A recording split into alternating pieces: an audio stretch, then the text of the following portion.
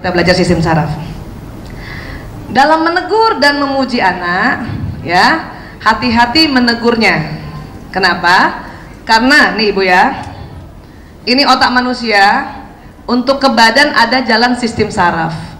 Sistem saraf ini Ibu kayak kabel telepon atau kabel listrik, ya. Apa yang ditangkap oleh panca indera akan jalan di sistem saraf. Apa yang diucapkan jalan di sistem saraf, apa yang dilihat jalan di sistem saraf, apa yang didengar jalan di sistem saraf, apa yang dipikirkan juga jalan di sistem saraf. Ibu dengarkan saya ya. Saya minta angkat tangan kanan tinggi-tinggi sekarang. Oke, bagus sekali. Lambaikan pada saya. Ya. Kenapa ibu-ibu mau? Kan Bu Aisyah minta tadi ya. Apa pesannya tadi?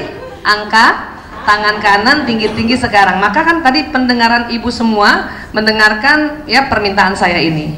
Maka pesannya lewat telinga jalan. Karena mintanya tangan kanan, pesannya jalan di sistem saraf tangan kanan.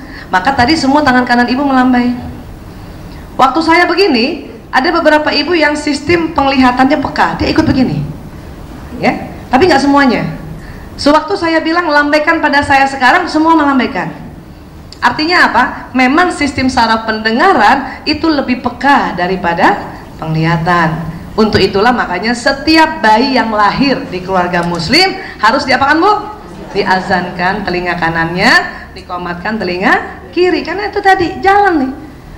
Kita juga dulu begitu waktu kita lahir. Makanya setiap azan kita langsung bergetar duluan Bu ya. Kenapa? Karena pertama yang didengar tuh azan yang kanan, qomat yang kiri. Ini badan ya. Badan itu ngikutin apa yang kita sebut tadi ya Bu. Makanya hati-hati bicara. Yang tadi aja lagi ya. Ya ini ya, hati-hati bicara Bu. Tadi kan saya bilang angkat tangan kanan tinggi-tinggi sekarang. Yang tadi angkat tangannya tinggi berarti sistem sarafnya bagus. Yang agak lambat ngangkatnya, segera cari dokter saraf tuh. Barangkali kurang makan kacang-kacangan ya. Ibu kalau kurang makan kacang-kacangan, sistem saraf ibu jalannya lambat. Ya, kacang-kacangan harus dimakan ya Bu. Ya, nanti asam urat Bu Aisyah, jangan banyak. Tetap harus ada. Ya, oke sekarang. Maka kalau anak kita bilang sama dia, ya, kamu misalnya ya, kita selalu marahin anak kan. Padahal ya, anak kita sebetulnya seorang yang pandai, cerdas, soleh, rajin, bertanggung jawab. Itu sebagai pelaku. Tapi karena khilaf, lupa, penasaran, coba-coba, terpengaruh teman, sehingga suatu kali ya tidak kerjakan PR, ambil uang ibu, ya, main tanpa izin, maaf, baca komik jorok, simpan foto artis, berbohong, berkelahi dan melawan. Itu perilaku. Tapi pelakunya anak kita pandai nggak Bu? Anak kita pandai nggak? Anak ibu pandai nggak? Pandai lah, ibunya jangan ngakuin gimana nih? Ya, anak ibu tuh pandai, cerdas. Emang lahir tuh sudah dikasih oleh Allah. Anak kita pandai, cerdas, soleh. Ya, hanya sesekali nih karena ini. Kadang-kadang gara-gara kita Bu, mandi kelamaan tuh anak beli es krim, nungguin ibu 1 jam tukang es krimnya. Ayo doi, ada yang beli deh, bayar deh. Diambil uang aja dari dompet ibunya. Ya, nah itu namanya perilaku. Maka yang kita mau tegur adalah perilakunya. Kalau pelaku tetap baik sampai kapanpun, ini perlu dihargai dan dipuji. Ya, makanya harus bedakan antara pribadi anak dengan perilakunya. Karena perilaku bisa saja salah, tapi pribadi anak tetap senantiasa baik. Ini yang harus nanti kita belajar. Ya. Kalau kita bilang kamu nih nakal gitu ya, kamu bandel, itu nanti betul-betul bandel Bu. Sekarang saya kembali lagi dulu sistem saraf, mana sistem saraf? Ya, Bu, kalau anak nih lagi pegang gadget, kemudian azan maghrib, ibu maunya apa Bu? Sholat. Ajak aja. Nah, sholat yuk, sholat maghrib yuk, supaya dengar. Banyak ibu-ibu marah. Omongannya tambah berat anak melakukan sholat. Apa yang ibu katakan? Main terus main, main terus main terus. Maka ini anak melakukan seperti itu.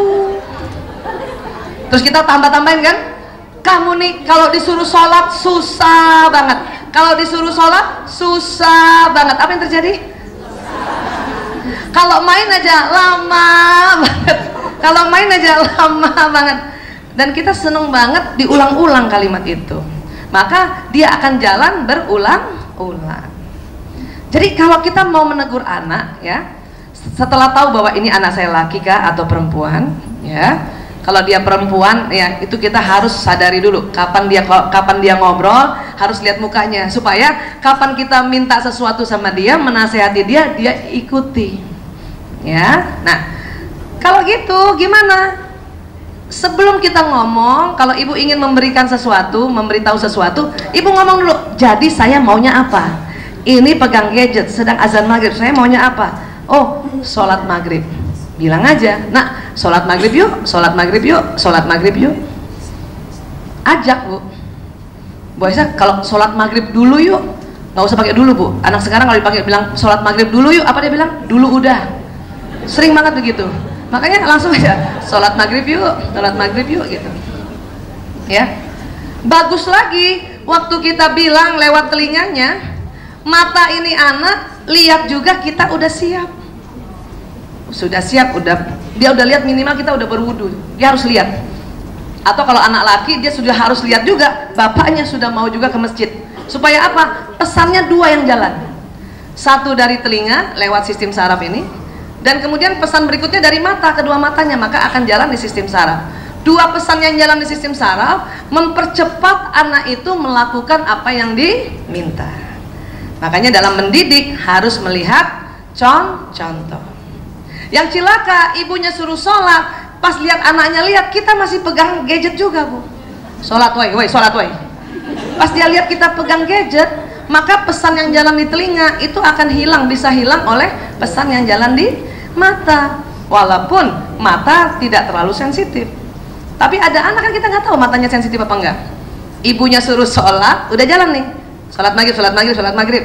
Matanya lihat ibunya pegang gadget, maka berat sekali badan ini melakukan seperti itu. Sampai sini bisa sepakat tuh ya, paham ya, Bu? Iya, ini sama. Kalau kita juga ngomong sama suami, ya kan suami juga punya sistem saraf. Sampaikan apa yang kita mau. Ingat, suami kita laki-laki, otaknya otak benda. Sekarang era gadget. Habis sholat subuh yang dipegang tuh gadgetnya, Bu. Kadang kita cemburu, pegang gadget terus, Lah ibu maunya apa?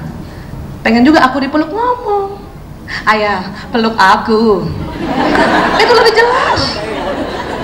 Ayah peluk aku, itu jauh lebih jelas, ya. Nggak keluar dari kamar, Bu, nggak apa-apa juga lah.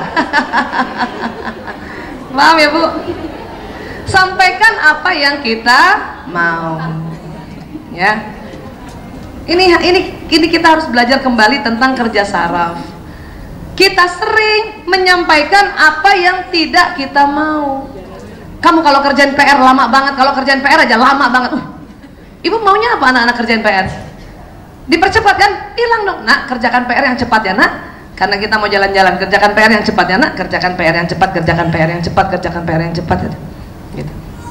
Nah sekarang nih, Bu, anak mandi di kamar mandi, ya. Ibu lihat udah 1 jam. Ibu ketok pintunya. Ibu bilang apa, Bu?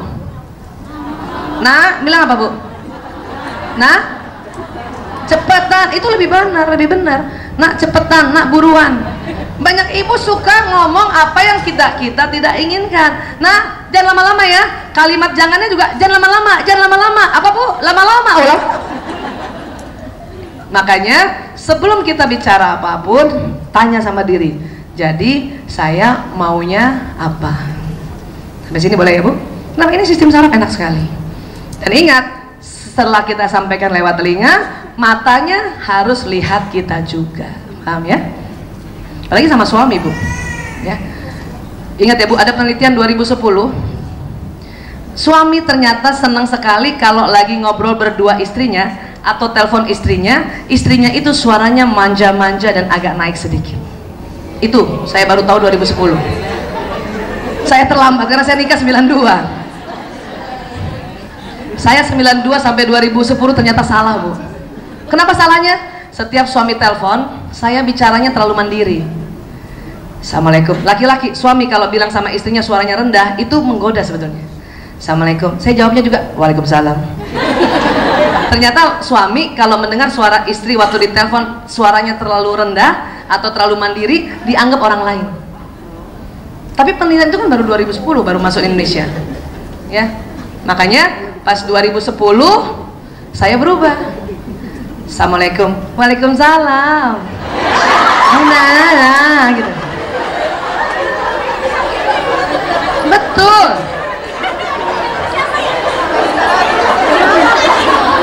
Dulu ya. Suami gini nih, dulu nih, Bu nih, dengerin nih, diajarin nih. Dulu. Kamu di mana? Dulu. Kamu di mana? Aku di kantor. Ayah di mana? Dulu gitu. Suka dimandirin suaranya, padahal buat laki-laki yang jadi suami itu dianggap orang lain. 2010 beda. Kamu di mana? Aku di kantor. Ayah di mana? Alah. Siapa yang kalau ditelepon suami sudah bisa manja-manja kayak gitu? Teruskan itu, lanjutkan. Yang belum bisa belajar. Jangan terlambat kayak saya terlalu terlambat 92, guys. Ya. Ibu tahu nggak? Saya tuh susah payah loh. Kenapa? Kebiasaan mandiri, jadi manja kayak gitu, itu belajar setengah mati, Bu. Ya. Ibu tahu saya belajarnya dari mana? Nonton film Korea.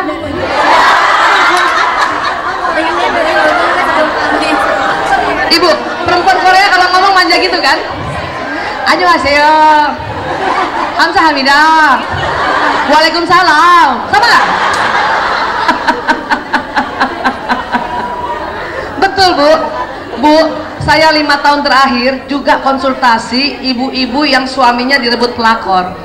Kenapa? Maaf, karena istrinya terlalu mandiri. Pelakor-pelakor itu dia cuma pakai gaya perempuan biasa aja, ya. Makanya suami yang terlalu mandiri istrinya, suatu ketika mendengar sekretarisnya kah atau orang di luar sana perempuan suaranya manja-manja kayak Korea tadi, itu dia merasa saya harus lindungi wanita ini.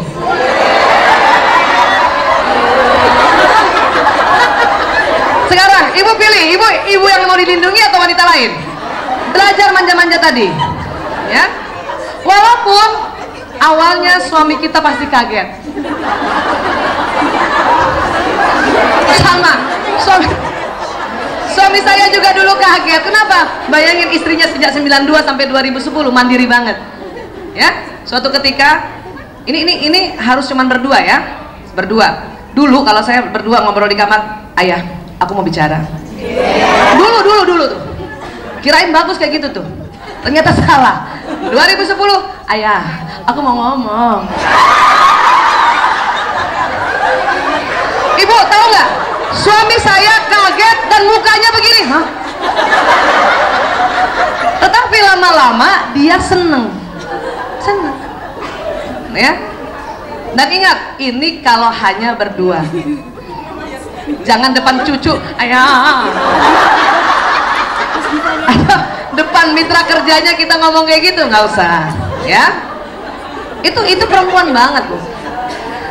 Hanya kalau kita bekerja, misalnya bekerja di kantor kah, jadi apapun, kalau bos kita atau mitra kerja laki-laki kita itu, atau bos pimpinan kita laki-laki, nggak suka mitra kerja perempuannya suaranya manja kayak gitu, nggak suka. Dianggap tidak intelek. Dia lebih senang suara yang mandiri. Ya Pak, baik Pak, terima kasih Pak. Rapat saya sudah siapkan Pak. Itu dianggap intelek. Sebetulnya pimpinan laki-laki nggak suka mitra kerjanya ngomongnya Bapak, rapat udah siap. Dia nggak suka, apalagi istri bos kalau dengar, tambah nggak suka itu. Karena itu haknya istri, ya. Jadi kita kalau kerja di kantor, please harus yang di bawah, ya. Karena itu hak istri itu yang ngomong, gitu, ya. Paham sampai sini ya? Dan menurut penelitian, suami senang kalau istrinya minta uang, Bu.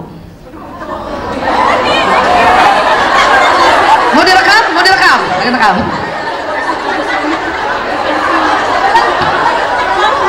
Penelitian tahun 2010 di University California Florida, Otak laki-laki yang menjadi suami senang kalau istrinya minta uang.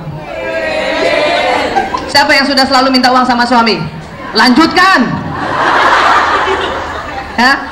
Yang belum, karena bekerja, please latihan. Saya juga dulu salah, karena saya pikir kalau saya pakai uang sendiri kan nggak ganggu suami kan, artinya bantuin dia kan. Ternyata itu salah.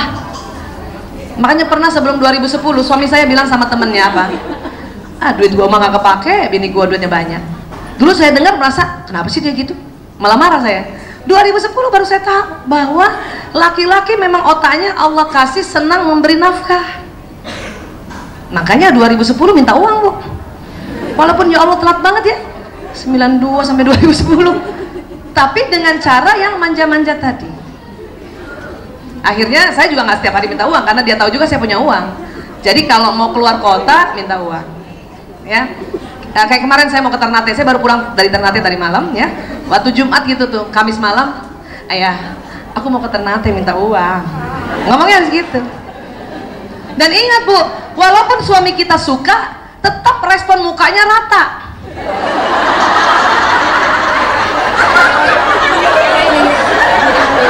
Laki-laki begitu. Apa dia bilang? Dia mukanya rata gitu. Ya? Berapa? Saya kasih kode 200. 2 juta dong, masa 200. Apa dia bilang? Makanya ngomong yang lengkap. Oh.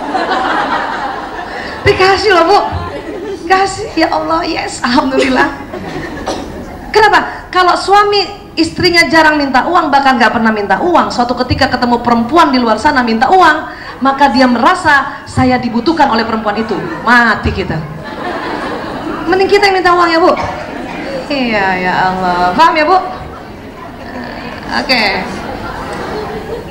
Ini yang harus difahami tentang sistem saraf. Ya. Baik.